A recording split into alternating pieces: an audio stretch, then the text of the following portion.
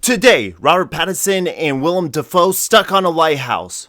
Also, Eddie Murphy and Wesley Snipes are back in their hit of the summer fall with Netflix's Dolemite Is My Name.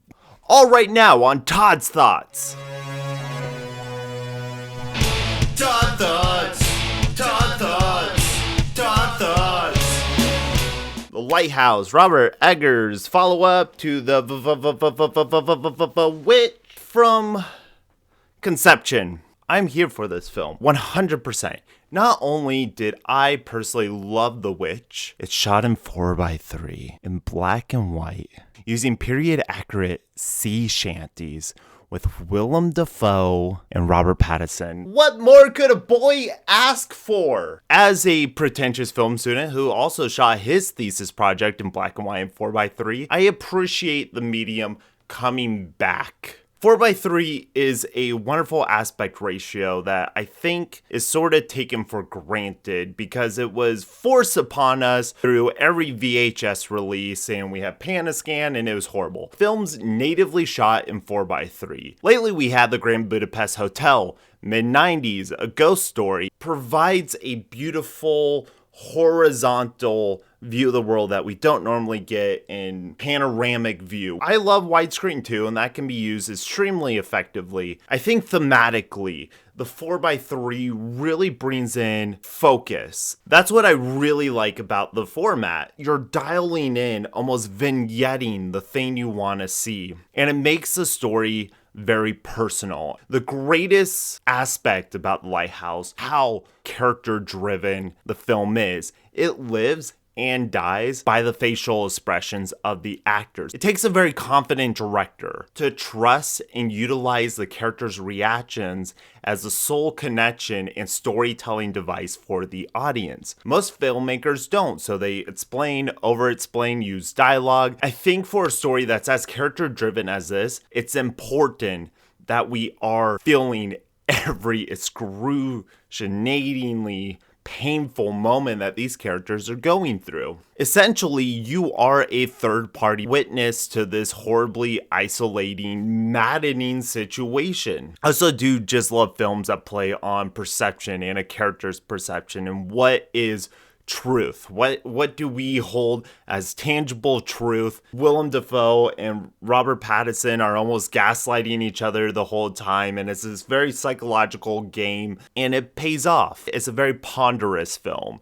It'll show you a sequence or a scene that doesn't quite make sense, kind of puts you at a distance, but you're still curious about what's happening next. When I found myself drifting away, it wasn't because I was bored, it's because I was trying to interpret the scene that just came before. The actors look like they just went through the goddamn ringer on this one. It feels like every shot for a scene was shot the most concise and the most efficient way to shoot that scene. What's the most efficient camera angle to tell the emotional story that we're trying to tell? That's what I love about these tiny A24, very idiosyncratic films. They're made for just a few people in the audience, makes a stronger relationship, a stronger cinematic relationship. And this one just happened to be very specifically for me. It gives you a lot to think about as essentialism, the grander picture wrapped up in these tiny details, the tiny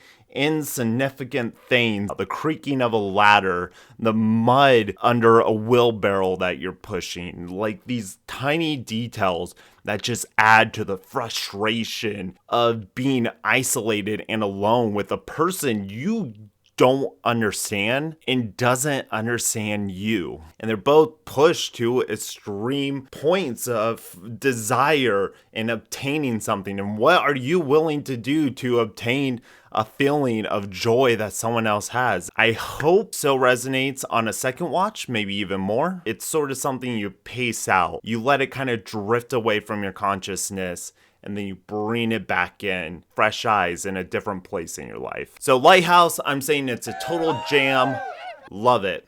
On the opposite side of that, films I can watch all day, every day, without blinking an eye. Dolemite Is My Name, the new Netflix special by Craig Brewer from Black Sync Moan and Hustle and Flow fame. If you haven't watched my Black Sync Moan analysis, you can do so right here. It's a film that I thoroughly love. The whole blaxploitation area of film, I fucking find fascinating because it's so personality driven. Those films are rough around the edges, super low budget, not great performances, but they have such a strong sense of identity that you can't help but adore them. There's so much love put into it by the community, by everyone involved, that they're so goddamn charming. Now, Dolemite Is My Name, it celebrates that sort of love and passion while upholding someone who created a legacy for themselves, maybe didn't deserve it or didn't have the talent to really obtain it, but through hard work, love, and belief in the people around him, he was able to make a career for himself. Rudy Ray Moore, not a good filmmaker. He's not a great comedian, but he has such a strong identity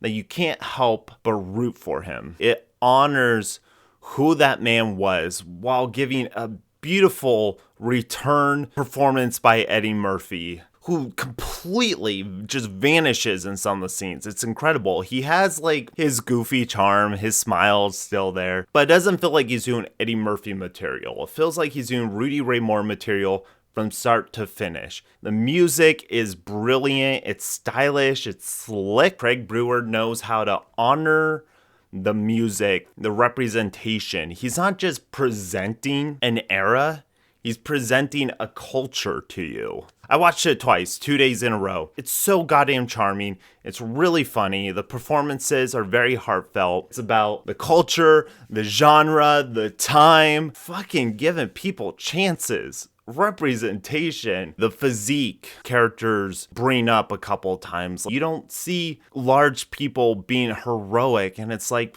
who people are. Everyone deserves a hero, and I'm glad Rudy Ray Moore and Dolemite was a hero for people. I hope that through this film, Dolemite, Rudy Ray Moore, and even Eddie Murphy can now live on as a new hero for the people. Might be the one we need. I give a glowing double jam it. It was good enough to watch twice, though I was upset that I did have to like really dig into Netflix to find it. For whatever reason, whatever Netflix's dumb fucking algorithm is, not on my homepage. It was not under trending. It was not under new releases. I had to go to search and literally type it in to find it the day it was released. This film deserves a much bigger push, a much bigger following, and it's sad that it's not a theatrical release. I'm glad it's available for all to see, but it feels like such a theatrical experience. Just the warmth of the music deserves just a beautiful surrounding atmosphere. If you have a good sound system or headphones, I recommend watching it with headphones. If you want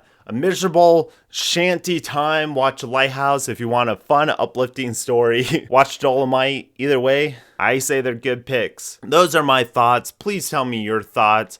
Subscribe, blah, blah, blah. Thank you for watching. I'm Grayson Todd. Watch more of my videos. That'd be super nice. Stay posy, everybody. And fucking toodles.